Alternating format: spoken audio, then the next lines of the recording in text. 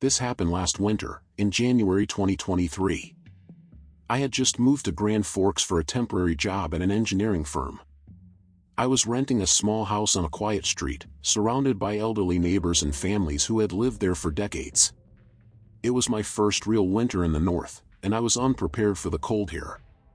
That night, the temperature was around -13 degrees Fahrenheit. I wasn't exaggerating, it was one of those days when even the air hurt your face. The city had been covered in a blizzard a few days earlier, and everything was completely white and silent. So silent that you could hear the snow crunching under your own boots. My house had a side entrance that led directly to the kitchen. Outside, there was a small fenced-in backyard with a low wooden fence that led to the house next door. The neighbor there was a strange man.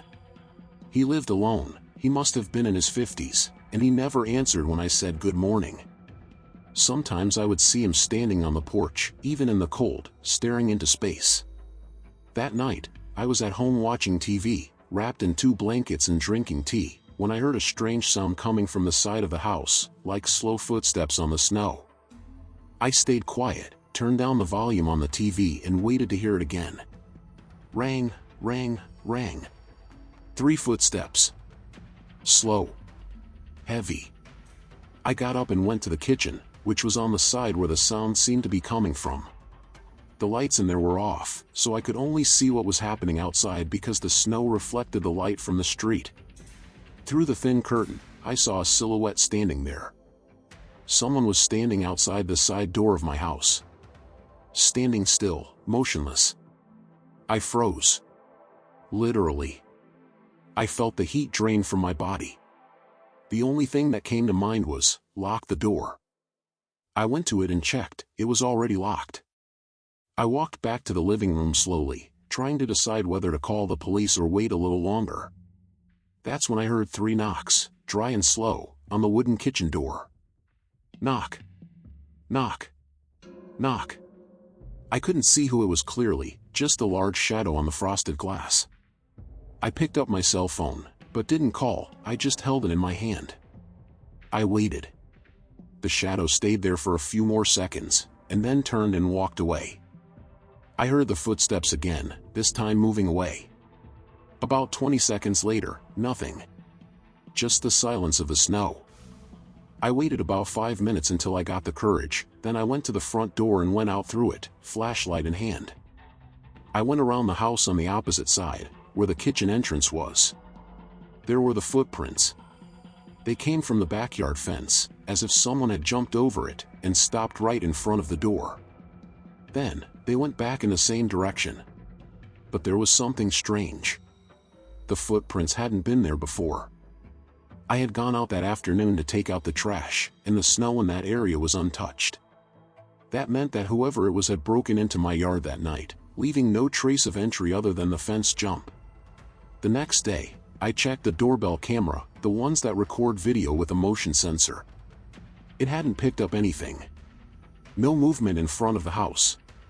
Which made sense, since the visit had been from the side, where there was no camera. But what made me uneasy was what I found when I looked out the front window the next morning. My strange neighbor was across the street. Standing still. No coat. Just a flannel shirt. Staring at my house. I watched from the window. He was doing nothing. He wasn't smoking, he wasn't checking his phone. He just stared at me. That night, before going to bed, I decided to do something I don't normally do. I pushed a couch up against the side door to the kitchen, just in case. Around 2 a.m., I woke up to a faint noise, like something tapping lightly against the wall. I got up slowly and went to the kitchen. There were 2 handprints on the fogged-up window of the door. As if someone had stood there with their hands pressed against the glass, just looking in. I moved house a week later. I never knew if it was really my neighbor or someone else. But here's my advice: if you live alone, and you notice that someone seems to know exactly where your windows, your doors, your habits are, don't wait for the second visit. This happened to me in late 2019, during a road trip I took over the weekend between Christmas and New Year's. I lived in Duluth, Minnesota, and had gone to visit my sister in Two Harbors. The road between the two cities is relatively quiet, full of curves and lined with tall trees that are covered in ice in the winter. It's beautiful, but it can also be quite scary at night. That day, I left my sister's house around 10 p.m. The sky was clear, but the cold was biting, about -20 degrees Celsius. The road was a little icy, but nothing I hadn't experienced before. I turned the car's heater on full blast and started the drive home. Just after passing through the most deserted area of Highway 61, I noticed a pair of headlights appearing in my rearview mirror. The car was coming fast, but it kept a constant distance behind me. I thought it was a coincidence, someone was going in the same direction, maybe to Duluth too. But that's when the weirdness started. Whenever I accelerated a little, the car behind me did the same. When I slowed down, he slowed down too. He didn't pass me, even when there was room in the lane for him to do so. And even with the ice on the road, he seemed to drive very confidently, right next to me, as if he knew exactly what he was doing. I turned off the radio. Just the sound of the engine and the snow crunching under the tires. After about 10 minutes of being followed, I took a small detour, turning onto a secondary road I knew, a kind of shortcut that cut through a more forested area. My goal was simple, see if the car was still following me. He turned right behind. And that's when I felt a chill, and it wasn't because of the winter. There was absolutely nothing there, no houses, no streetlights, just tall trees and the reflection of the headlights dancing on the snow that had accumulated on the sides of the road. I decided to stop the car for a moment, pretending to adjust something, just to see if he would pass by. But he stopped too. About 30 meters behind. He just stood there, with the engine running. I looked in the rearview mirror and could see part of the car. It looked like a dark sedan. The high beams were blinding me, so I couldn't see who was driving. I stood there for about 20 seconds, waiting for some movement. Nothing. He was just waiting. I started driving again.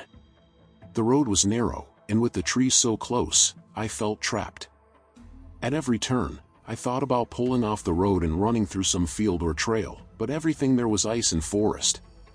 There was nowhere to hide.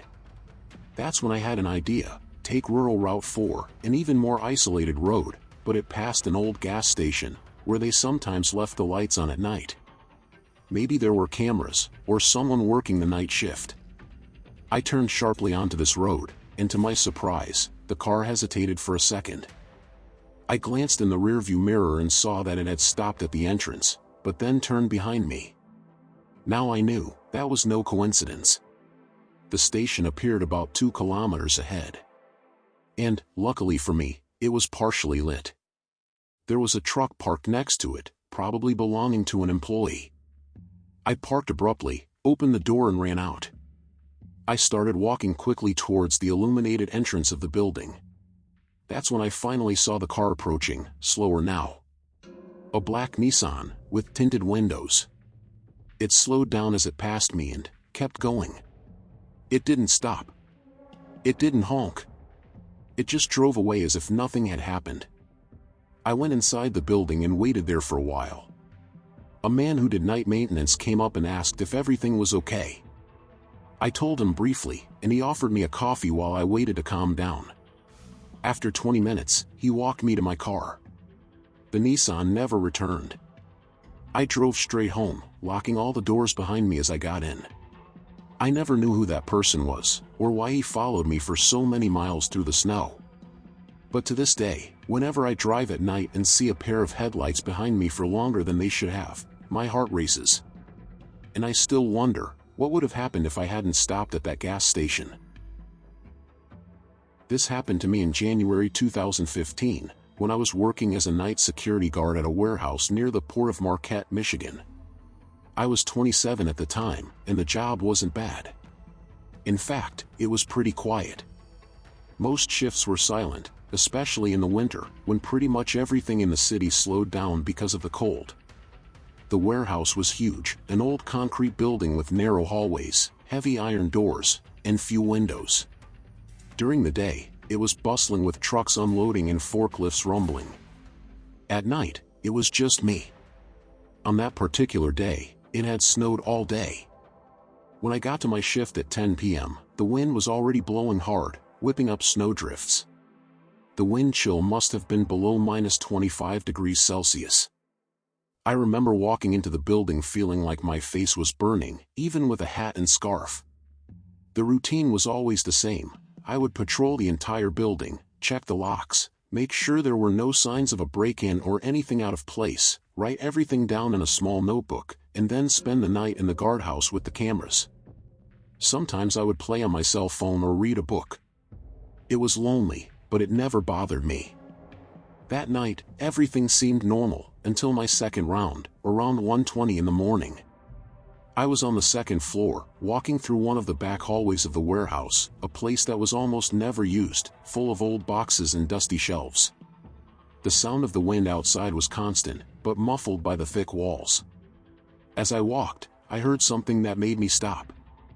A click. Like a metal door being softly closed. I stood still, listening again. Nothing. I thought it was my head playing tricks, maybe fatigue. I kept walking, turned the next hallway, and passed through the emergency door that led to an outside staircase. It was locked as usual. But when I went back downstairs, I heard footsteps. It wasn't my own echo, it was heavy, rhythmic footsteps coming from one of the hallways on the other side. I froze in place, trying to identify the direction. I turned off the flashlight on instinct and hid behind a bookshelf. The footsteps stopped. I waited for almost 2 minutes. Everything was silent. Nothing on the radio, nothing on the cameras I could access from my cell phone. I thought about calling the police, but I felt ridiculous. If it had been an animal, or even the sound of the building creaking in the cold, I would have looked like an idiot. So I decided to go downstairs and go straight to the camera room. On the way, I passed by the side entrance, a metal door that was rarely used. When I shone my flashlight on it, I noticed something strange, snow marks on the ground. As if someone with boots had entered there, and the snow had started to melt from the heat inside. The problem? I had checked that door hours before. And it was locked. Now it was locked too, but the marks on the floor didn't lie. My stomach turned. I ran to the guardhouse, locked the door, and started checking the security cameras. That's when I saw it. Around 12:47 a.m., one of the cameras captured the silhouette of someone entering through the side door, holding what looked like a key or card. The image was a little blurry because of the blizzard, but I could see it was a man, hood, thick jacket, boots. He walked calmly down the hallway, disappeared from view, and didn't appear to be leaving on any of the other cameras. I rewound the images dozens of times. The person entered, but didn't leave. I grabbed the radio and started calling. Is anyone there? This is private property. If you don't answer, I'm calling the police. Nothing. By now, my heart was pounding in my throat. Every noise outside seemed louder. I grabbed the security baton and left the guardhouse, locking it behind me. I made another round, more cautiously. I checked every room, every dark corner, every hallway. It took me almost an hour. And I didn't find anyone. No fresh footprints. No open closet. Nothing. I went back to the guardhouse, called the police, and reported what had happened. 2 officers arrived in about 15 minutes. They did a thorough search, more thorough than mine. They didn't find anyone either. But one of the officers, an older guy, pointed out something that gave me the creeps. The lock on the side door showed signs of wear on the inside. As if someone had used an old key, or made a copy of the access. No one could explain how that man got in. And the strangest thing, the cameras never caught him leaving. We never found out who he was. In that week, I quit my job.